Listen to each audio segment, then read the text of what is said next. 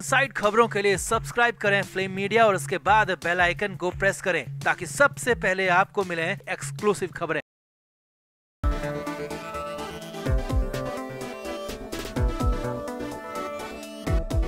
नवाब मलिक महाराष्ट्र के मंत्री के पद पर अब मेहमान की तरह हैं। ऐसा मेहमान जो कि जेल में है और उसकी गैर मौजूदगी में पार्टी ने किसी और को कमान भी सौंप दी है। यानी कि मलिक के हाथ से इस वक्त न सिर्फ उनका राजनीतिक करियर फिसल रहा है बल्कि परिवार पर भी बड़ी आफत आई है, क्योंकि मलिक के दोनों बेटों के पीछे ईडी हाथ धोकर पड़ गई है। ईडी ऑफिस की तरफ से लगातार मलिक के दोनों बेटों के नाम समन जारी किए जा रहे हैं, मगर मलिक के दोनों ही बेटे ईडी के समन का कोई भी जवाब नहीं दे रहे। ऐसे में हो सकता है कि बहुत जल्द ईडी की टीम मलिक के दोनों ही बेटों को भगोड़ा घोषित कर दे। और जैसे ही जेल में नवाब मलिक को ये खबर मिली तो मलिक के भी होश फाख्ता हो गए। मलिक की जेल में ही हालत खराब हो गई। पुत्र प्रेम में मलिक का गुस्सा जेल स्टाफ पर भी फूट पड़ा। तो क्या हुआ ऑर्थर जेल के अंदर? आखिर क्यों मलिक जेल प्रशासन पर खफा हो गए और मलिक के दोनों बेटों पर कितना खतरा मंडरा रहा है, आपको सब बताते हैं। आप भी वीडियो को शेयर करें और अपनी राय कमेंट बॉक्स में जरूर दें। तो नवाब मलिक के सितारे इस वक्त गर्दिश में हैं। जो मलिक महाराष्ट्र में सीना तान के रहते थे, चारों तरफ से मुसीबतों ने उन्हें घेर लिया है। खुद तो जेल में है ही है, साथ ही साथ परिवार और उनका पॉलिटिकल करियर भी दांव पर लगा हुआ है। कोर्ट्स लगातार मलिक को रिहा करने से मना कर चुकी है। मलिक के पास बाहर आने का कोई विकल्प नहीं बचा है, क्योंकि सुप्रीम कोर्ट की तरफ से भी मलिक को बाहर आने के लिए किसी भी तरह की दिलचस्पी नहीं दिखी। ऐसे में परिवार और करियर पर भी संकट देखते हुए मलिक का गुस्सा जेल प्रशासन पर बुरी तरह फूट पड़ा। तो ये तो आपको पता ही होगा कि मलिक की मंत्री पद की कुर्सी खतरे में है। किसी भी वक्त शिवसेना सरकार की तरफ से ऐलान हो सकता है कि नवाब मलिक को मंत्री पद से बर्खास्त किया जाता है और उनकी जगह नया मंत्री बनाया जाता है। यानी कि मलिक की राजनीति में की गई सालों की मेहनत पर किसी भी वक्त पानी फिर सकता है। अब यहाँ तक तो ठीक था, क्योंकि ये राजनीति की बात है और राजनीति में किसी के भी हाथ साफ सुथरे नहीं होते। मगर अब मलिक के परिवार पर भी मुसीबत आन पड़ी है। दरअसल प्रवर्तन निदेशालय की टीम एक बार मलिक के दोनों बेटे फराज मलिक और आमिर मलिक से पूछताछ करना चाहती है। मनी लॉन्ड्रिंग और डी गैंग से रिश्तों का सच जानने के लिए ईडी की टीम मलिक के दोनों बेटों को ईडी दफ्तर बुलाना चाहती है और सवालों के जवाब चाहती है। मगर मलिक के दोनों बेटे फराज और आमिर ईडी दफ्तर आने को तैयार ही नहीं है। दरअसल ईडी की तरफ से मलिक के दोनों बेटों को बार बार समन भेजा जा चुका है। सिर्फ पहली बार के समन में मलिक के बड़े बेटे फराज ने जवाब दिया था कि वो अभी पूछताछ के लिए तैयार नहीं है, उन्हें अभी जवाब देने के लिए और वक्त चाहिए। मगर दूसरे और इसके बाद के समन का जवाब मलिक के दोनों ही बेटों की तरफ से अभी तक ईडी टीम को नहीं दिया गया है। और कानून के मुताबिक अगर 3 समन भेजने के बाद भी आरोपी रिस्पॉन्स न करे तो इसे लेकर कड़े कदम उठाए जा सकते हैं। कानून के मुताबिक ऐसे आरोपी को भगोड़ा तक घोषित किया जा सकता है या उसके खिलाफ लुकआउट नोटिस भी जारी किया जा सकता है। और अगर ऐसा होता है तो मलिक के दोनों ही बेटों पर बड़ी आफत आ जाएगी। अब दोनों बेटों को लेकर चल रही बाहर की खबरें जेल के अंदर मलिक तक भी पहुंच गई। जी हां, सूत्रों की माने तो जेल के अंदर मलिक को पता चल चुका है कि अब ईडी उनके बाद उनके दोनों बेटों पर शिकंजा कसना चाहती है और इसकी तैयारी भी ईडी की तरफ से कर ली गई है। अब सूत्रों की माने तो इतना सुनते ही मलिक का गुस्सा 7वें आसमान पर पहुँच गया।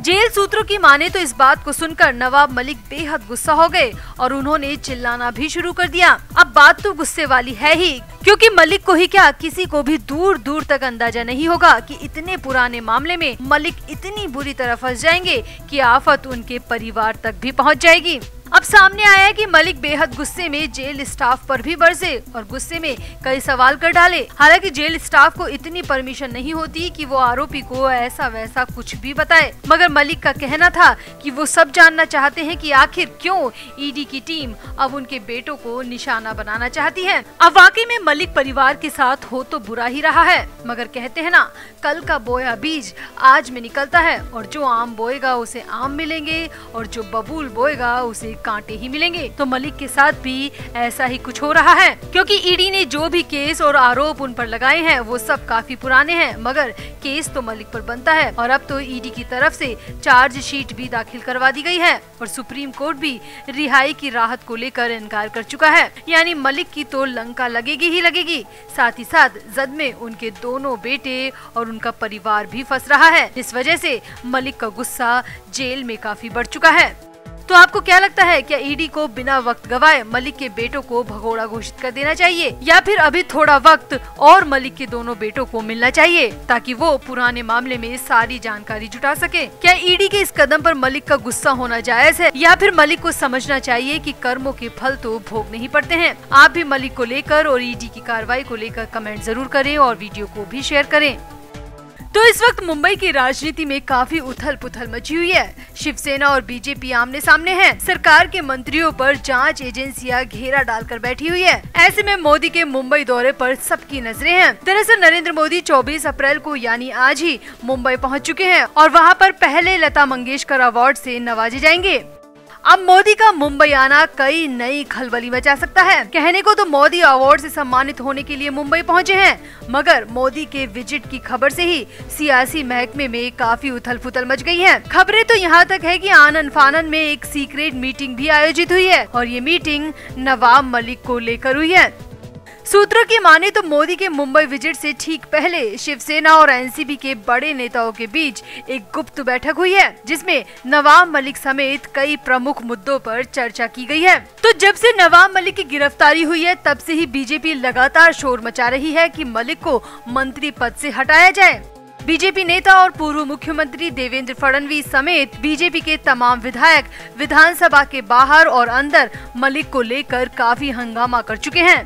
बीजेपी की तरफ से लगातार एक ही मांग उठ रही है कि नवाब मलिक से मंत्री पद वापस लिया जाए, क्योंकि मलिक पर मनी लॉन्ड्रिंग, टेरर फंडिंग और डी गैंग से रिश्तों के संगीन आरोप हैं। अब अभी तक तो एनसीपी इस मामले पर बिल्कुल चुप थी। एनसीपी प्रमुख शरद पवार की तरफ से कहा गया था कि वो मलिक से मंत्री पद नहीं लेंगे। इसी बीच मलिक के विभागों के कार्यभार को कई लोगों में बांट दिया गया, मगर मलिक से मंत्री पद वापस लेने को एनसीपी बिल्कुल भी तैयार नहीं थी। मगर अब खबरें आ रही है कि नवाब मलिक से बहुत जल्द मंत्री पद भी छीन सकता है। जी हाँ, जब से सुप्रीम कोर्ट ने मलिक को अंतरिम राहत देने से इनकार किया है तब से ही लगातार खबरें आ रही हैं कि मलिक से कैबिनेट मंत्री पद को वापस ले लिया जाएगा।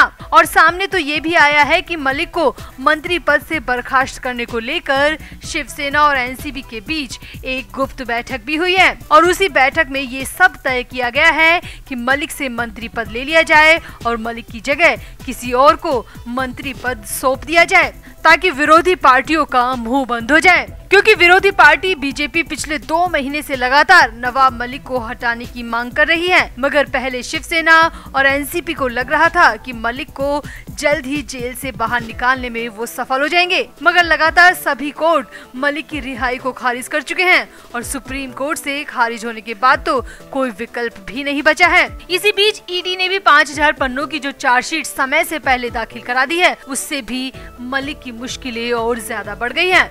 हो सकता है कि अब तो वो दिन भी जल्दी देखने पड़ जाएं, जिसमें मलिक को कोर्ट की कंटिन्यू कार्रवाई का भी सामना करना पड़े, आरोपों पर बहस हो, आरोपों को लेकर कोर्ट फैसला दे और फिर सजा की भी तैयारी हो। तो ऐसे में दोनों पार्टी मिलकर मलिक को लेकर बड़ा फैसला लेने की तैयारी में हैं। अब इस मीटिंग की बातें सूत्रों के हवाले से बाहर आ रही हैं और ये बातें और इस मीटिंग का सीधा असर नवाब मलिक के पॉलिटिकल करियर पर पड़ेगा और उनके परिवार और उनके समर्थकों पर पड़ेगा। अब मंत्री पद छीनने की खबर से हर किसी को झटका लग सकता है। वहीं खबरें तो ये भी आ रही है कि ऑर्थर रोड जेल में नवाब मलिक तक भी ये खबरें पहुंच चुकी है। उन्हें भी भनक लग चुकी है कि अब वो ज्यादा दिन तक मंत्री नहीं रहेंगे और जेल में उन्हें भी अब सामान्य बंदियों की तरह ही रहना पड़ेगा। तो आपको क्या लगता है, क्या वक्त आ चुका है कि मलिक से मंत्री पद वापस ले लिया जाए, या फिर महाराष्ट्र सरकार को अनिल देशमुख वाली जल्दबाजी नहीं दोहरानी चाहिए? आप भी अपनी राय कमेंट बॉक्स में जरूर दें और वीडियो को भी शेयर करें।